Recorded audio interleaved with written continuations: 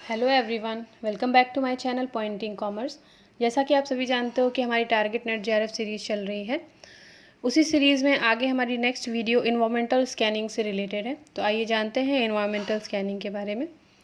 Friends, environmental scanning एक ऐसी प्रक्रिया है जिसमें हम ऑर्गेनाइजेशन के इंटरनल और एक्सटर्नल इन्वायरमेंट में होने वाले इवेंट्स की इंफॉर्मेशन कलेक्ट करते हैं। यानी कि आपके व्यवसाय के आंतरिक और बाहरी वातावरण में जो भी गतिविधियां होती हैं उनके बारे में आप जानकारी लेते हैं। इन्वायरमेंटल स्कैनिंग का मुख्य उद्देश्य होता है कि कोई भी ऑर्गेनाइजेशन अपने भविष्य को जानना चाहती है, तो उस भविष्य को जानने के लिए वो सारी जानकारियां जुटाती रहती है जिससे कि आगे की प्लानिंग वो कर सके। इसके द्वारा उसको फ्यूचर में होने वाले इवेंट्स का पता चलता है और वो उसके लिए एक डायरेक्शन पाती है, तो अपने प्लानिंग को और स्ट्रॉन्ग कर पाती है।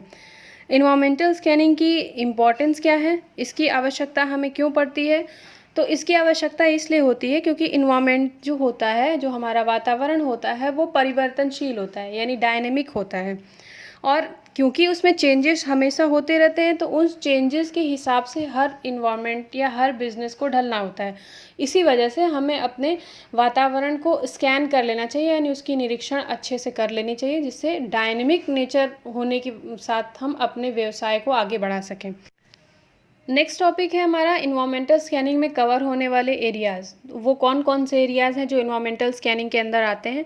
तो सबसे पहला है इकोनॉमिक कंडीशन, जिसमें कि आर्थिक परिस्थितियां हैं। दूसरा है कंपटीशन, प्रतियोगिता।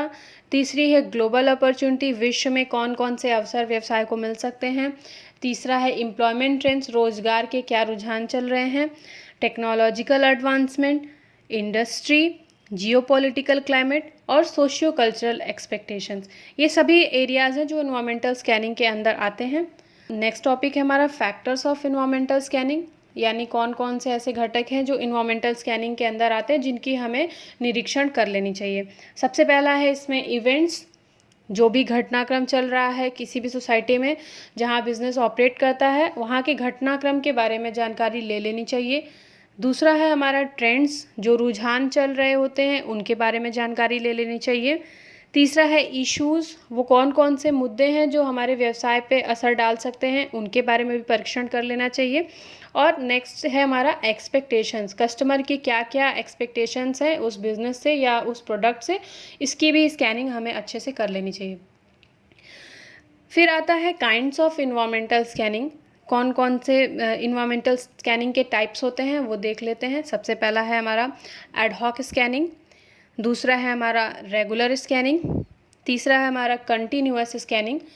तो जो सबसे पहला एडहॉक स्कैनिंग है उसकी मीनिंग क्या होती है?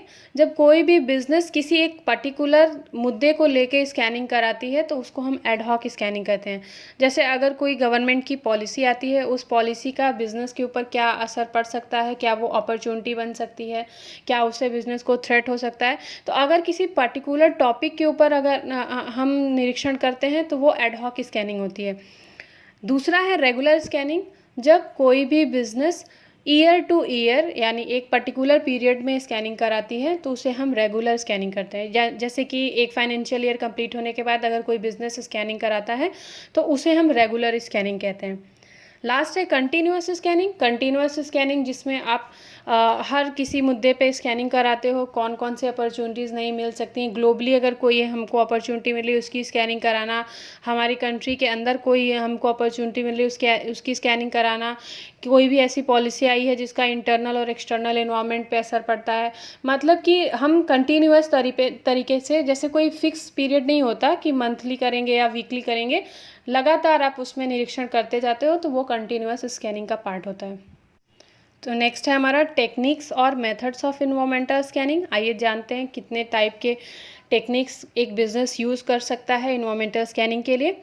सबसे फर्स्ट इसमें आता है पेस्टल एनालिसिस, जिसमें हम political, economical, social, technological, environmental और लीगल फैक्टर्स की जानकारी लेते हैं, उसकी स्कैनिंग करते हैं।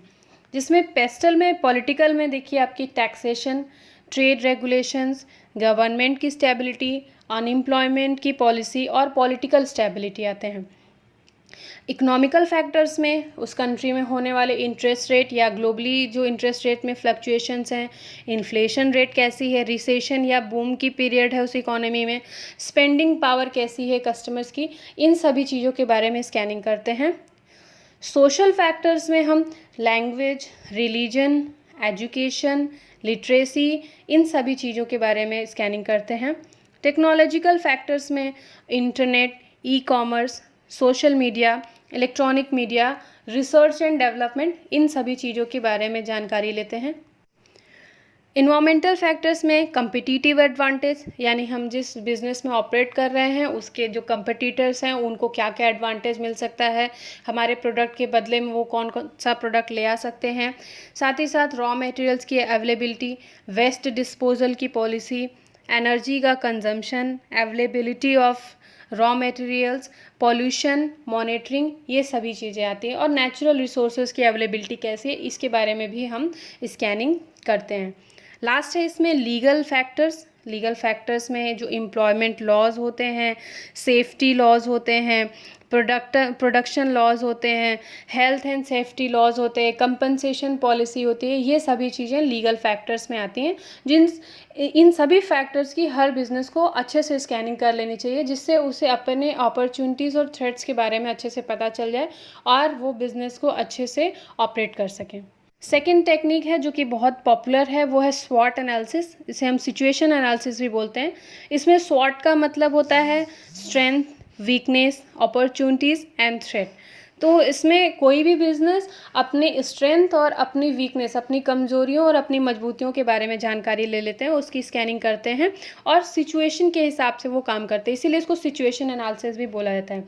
इन सभी फैक्टर्स में से जो किसी भी व्यवसाय की स्ट्रेंथ और वीकनेस होती है वो उसकी इंटरनल फैक्टर्स होते हैं, और जो अपॉर्चुनिटीज़ और थ्रेट्स होते हैं वो उसके एक्सटर्नल फैक्टर्स होते हैं, जो कि उसको किसी भी डिसीज़न को इम्प्रूव करने में हेल्प करते हैं।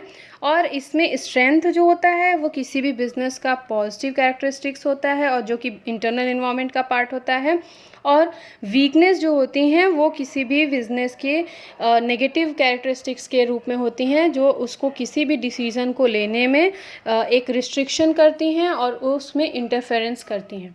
लास्ट टेक्निक है हमारी ईटॉप, जिसमें ईटॉप में आता है environmental threats and opportunities profile, जो कि सिमिलर है स्वॉट एनालिसिस से। इसमें भी हम अपने आसपास के इन्वायरमेंट में होने वाले थ्रेट्स और अपॉर्चुनिटीज़ के बारे में स्कैनिंग करते हैं।